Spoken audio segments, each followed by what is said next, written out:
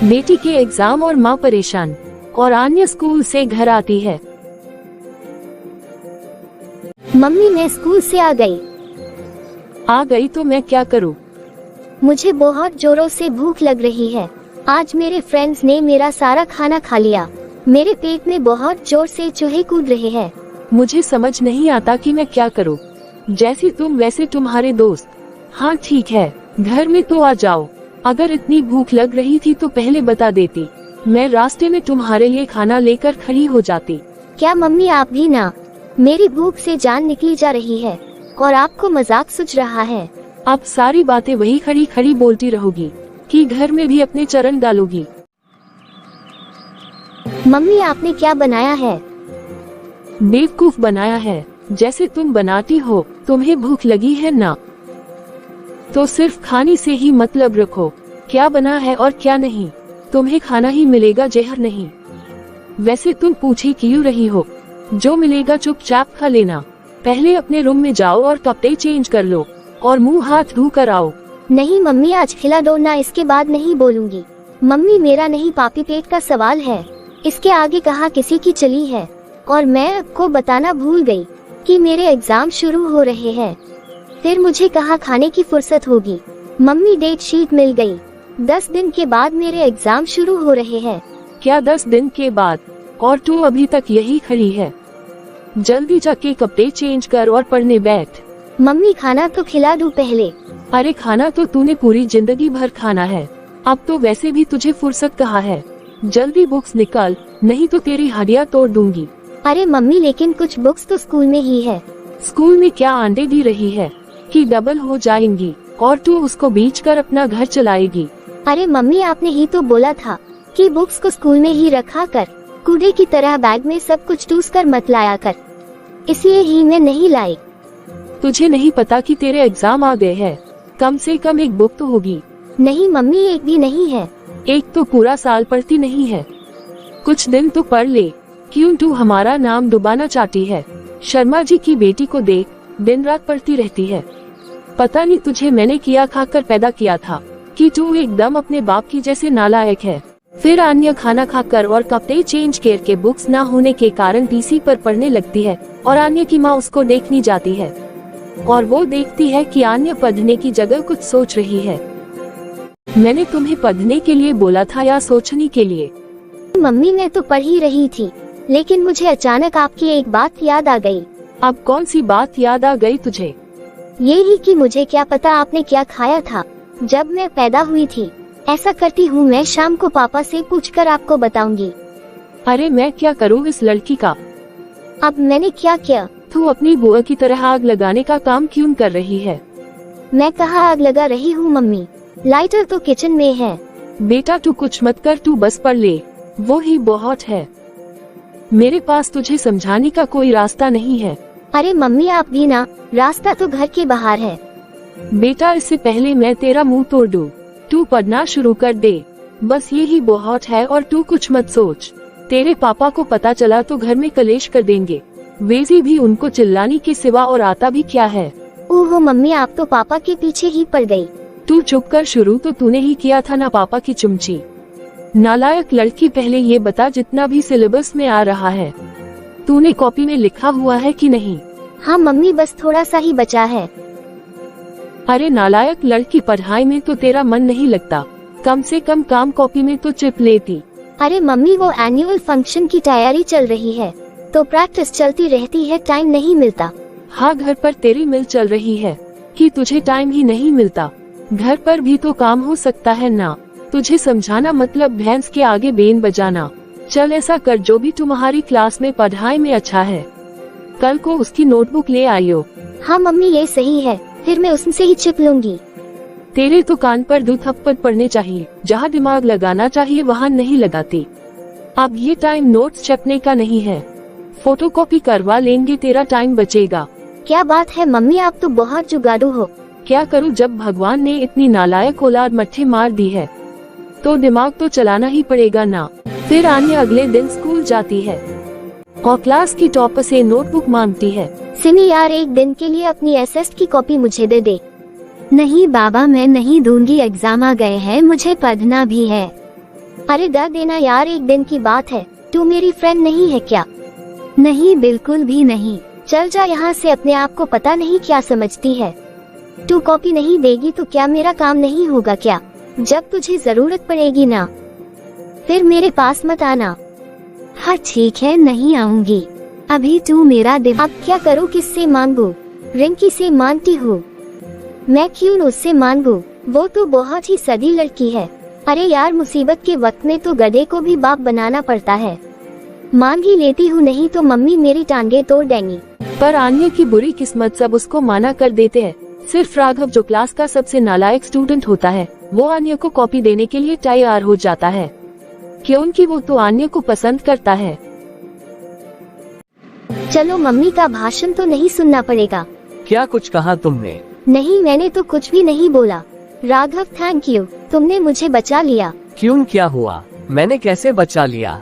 अरे तुम नहीं समझोगे। अच्छा, वैसे भी अगर मुझे समझ आ जाता तो मैं क्लास में फर्स्ट आ जाता। हाँ, बात तो सही है। चलो मैं चलती हूँ। हाँ ठीक है। फिर आन्या घर आ जाती है और घर आते ही, मम्मी मैं आ गई। आ तो गई हो मैडम। पहले ये बताइए मैडम कि आज कॉपी लाना याद रहा कि नहीं? अगर नहीं लाए हो तो वापिस भाग जा और कॉपी लेकर आ। यस बॉस, मैं ले आई हूँ। तो चलो फिर अंदर।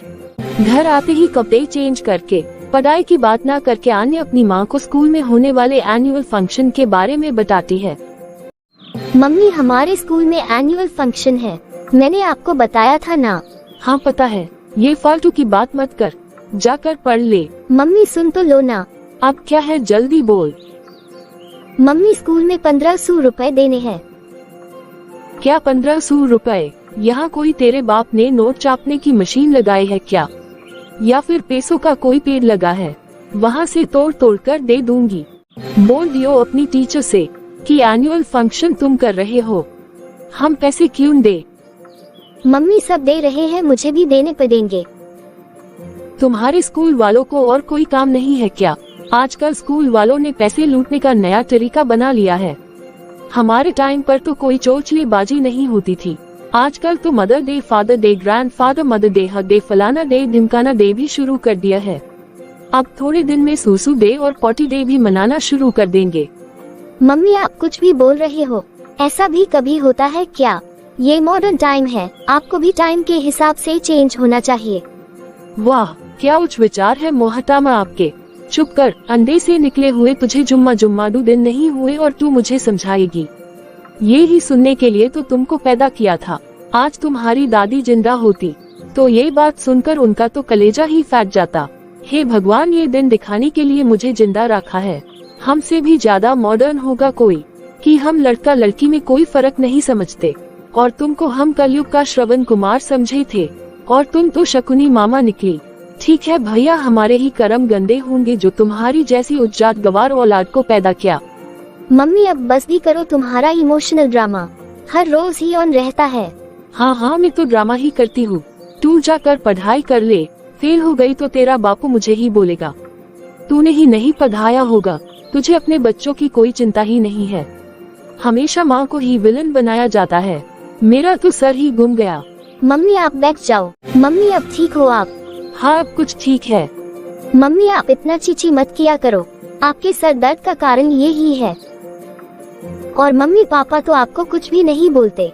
माँ जो मर्जी कर ले रहोगे तो बाप किस आगे ही। हाँ, मैं ही खराब हूँ जो पूरा दिन पागलों की तरह चिल्लाती रहती हूँ। मम्मी आप बोल तो सच ही रहे हो। क्या तुमने कुछ कहा? नहीं मम्मी, कुछ भी नहीं। नहीं मम्मी, मैं तो आपको ही प्यार करती हूँ। मुझे सब पता है कौन कितने पानी में है। जाकर पढ़ ले, नहीं तो ऐसी धुनाई करूँगी कि पता नहीं चलेगा कि आ रही है कि जा रही है। हाँ, मैं तो जा ही रही थी। बड़ी आई माँ को समझाने वाली। नहीं मम्मी पापा ऐसे नहीं है। बाप की चामची। आन्या अपनी मम्मी के डर से अपने कमरे में जाकर पढ़ना शुरू कर देती है। थोड़ी देर में आन्या की माँ उसके कमरे में आ जाती है और पूछती है, तुम्हें मैंने पढ़ने के लिए कहा था और तुम कंप्यूटर में घुसी हुई हो। अरे मम्मी, आपने तो डरा ही दिया। नहीं मम्मी, मैं तो गूगल से आंसर सर्च कर रही हूँ। किसी ने भी मुझे क्लास में कॉपी नहीं दी, जिसने दी वो किसी काम की नहीं है। कान खोल कर सुन ले, ध्यान से पढ़ ले। अगर फेल हुई तो स्कूल में ही तेरी टीचर के सामने तुझे अंडे की तरह फेंक दूंगी। मुझे पता है मम्मी, इसलिए मैं अच्छे से पढ़ूंगी। 24 घंटे फोन दिखवा लो, चैटिंग करवा लो, कम से कम पासिंग मार्क्स तो आए कि हम किसी को मुंह दिखाने लायक रहे। जी मम्मी, कोशिश पूरी करूंगी। कोशिश? लो भैया, अब तो हो गया तुम्हारा बेड़ा पार। पास होने के लिए भी मैडम जी कोशिश करेंगी। मम्मी ये बहुत टफ है। हाँ, तेरे लिए तो अलग से स्कूल वालों ने बुक्स छपवाई होंगी कि अन्य मैडम को तो ऐसी बुक बना कर दूं जो किसी के पास ना हो। मम्मी मेरा मतलब है कि पेपर में ज्यादातर क्वेश्चंस बाहर से आते हैं, बुक के नहीं होते। मैं क्या ही कर सकती हूँ। हाँ, तू तो IAS के एग्जाम दे रही है ना, जो ऐसा क्वेश्चन आएगा जिसका सर है ना पैर। हाय, इतनी सी जान पर इतना अत्याचार हो रहा है। बहाने बनाना छोड़ और ध्यान से पढ़ ले। एग्जाम वाले दिन अरे लड़की, उठ जा, एग्जाम देने तेरे पापा को भेजे दूं क्या? फिर तो तू पक्का फेल हो जाएगी। आ गई मम्मी। ये क्या, अभी तक रेडी नहीं हुई? आज तेरा एग्जाम है, जल्दी रेडी हो जा।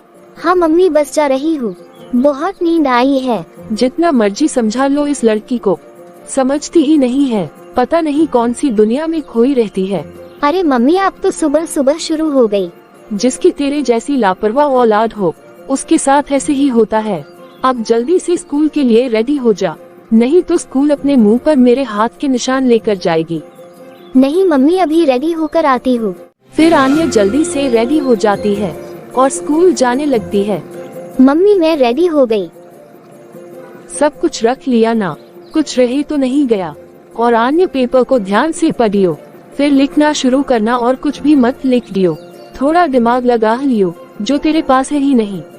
है मम्मी, पर मुझे ऐसा क्यों लग रहा है मुझे कुछ आता नहीं है।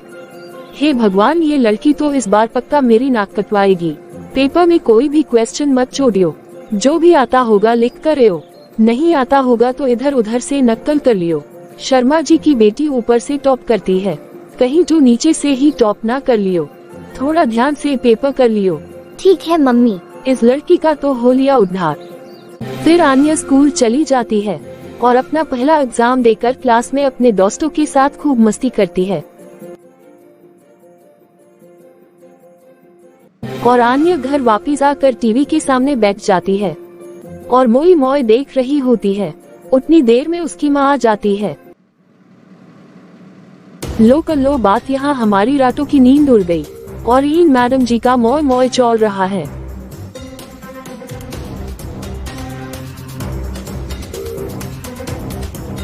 बच्चा कैसे निकलेगा वो बचपन में ही पता चल जाता है। तभी तेरे कान खींचे होते तो आज ये दिन नहीं देखना पड़ता। मम्मी बस में पढ़ने ही जा रही थी। एग्जाम देकर थक गई थी तो सोचा कि ब्रेक ले लूं। हाँ, तुम हमेशा के लिए ही ब्रेक ले लो और पहले अपने बाप की आवाज कम कर। हाँ जी। पढ़ने की क्या जरूरत है? तुम तो अंबानी की औलाद हो कि बिना हाथ पैर हिलाए तुम्हारा लालन पोषण हो जाएगा।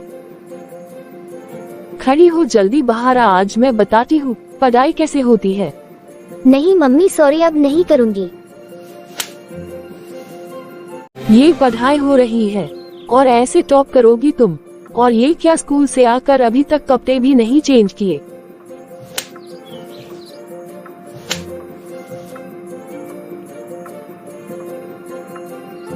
आन्या तुम सुनती क्यों नहीं हो? मैं हर रोज तुम्हें समझा कर थक गई हूँ। मम्मी आई एम सॉरी, अब फिर से नहीं करूँगी। तुम हमेशा ऐसे ही बोलती हो और 10 मिनट के बाद फिर वही हाल। अगर इस बार तुम्हारे नंबर कम आए तो मैं पापा को बोलकर तुम्हारा एडमिशन सरकारी स्कूल में करवा दूंगी। और ये मैं कोई मजाक नहीं कर रही। नहीं मम्मी, मुझे सरकारी स्कूल में नहीं जाना, मुझे इस स्कूल में ही पढ़ना है। नहीं, तुझे तो मैं इस बार सरकारी स्कूल में ही डालूंगी। जब सलवार कमीज पहन कर जाना पड़ेगा ना, फिर तुझे पता चलेगी माँ बाप की वैल्यू। और वहाँ पर तो डंडे से मार भी पड़ती है। नहीं मम्मी, मैं अच्छे से पढ़ूंगी इस बार। हाँ, वो तो देख रहा था कितनी अच्छे से पढ़ रही हो। तुम्हारे पापा तुम्हें सही बोलते हैं। 0 एंडा, अब जल्दी अपने रूम में जाओ, कपड़े चेंज करके पढ़ने बैठ जाओ। हाँ जी ठीक है। आन्या फिर उदास होकर अपने कमरे में चली जाती है। फिर कपड़े चेंज करके पढ़ने बैठ जाती है। और मन लगाकर पढ़ना शुरू कर देती है। फिर मम्मी आकर देखती है कि आन्या अच्छे से पढ़ रही है। बेटा ऐसे ही मन लगाकर पढ़ लिया कर। बेटा मेरा कौन सा तुम्हें मानी का मन करता है, तुम सबसे पीछे ना रह जाओ इसलिए तुम्हारी पिटाई करती हूँ। वाह मम्मी वाह, आपने मार भी दिया और अब प्यार दिखा रही हो। बेटा तुम भी तो कितना परेशान करती हो। किस माँ का दिल करता है अपनी औलाद को पिटने का। अगर तुम अच्छे से पढ़ लो तो फिर मैं तुम्हें क्यों मारूंगी। वही पुराना घिसा पिता डायलॉग। मम्मी आपने ऐसे मेरी कुटाई करी जैसे धोबी कपड़े धोता है। मेरे पास आ जाओ मेरी नन्ही परी।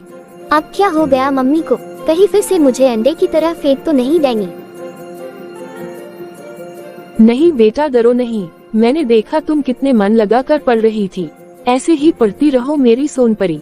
मम्मी ये ज्यादा हो गया, मुझे आपकी बात डाइजेस्ट नहीं हो रही।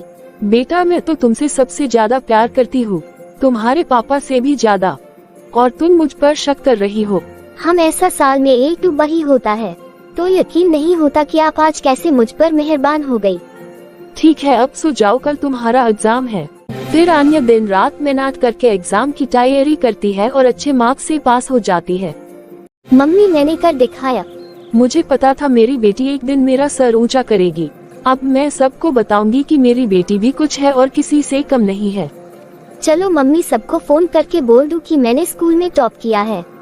हाँ लेकिन मैं सबसे पहले शर्मा जी की वाइफ को फोन करती हूँ कि इस बार मेरी बेटी ने टॉप किया है।